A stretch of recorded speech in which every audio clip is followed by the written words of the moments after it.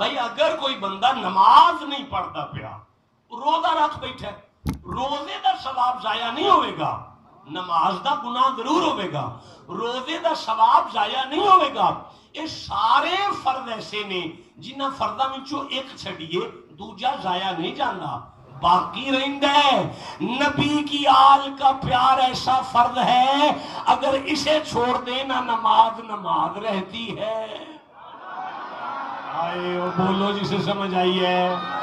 نہ روزہ روزہ رہتا ہے، نہ حج حج رہتا ہے، نہ زکوٰۃ زکوٰۃ رہتی ہے۔ آج پتہ چلا آل محمد کی محبت کی برابری نماز بھی نہیں کر سکتی، اس لیے کہ نماز کو اپنی قبولیت کے لیے اس گھر کے درود کی محتاجی مل رہی ہے۔ آپ کو سمجھ آ رہی ہے؟ جسے جتنی سمجھ آئی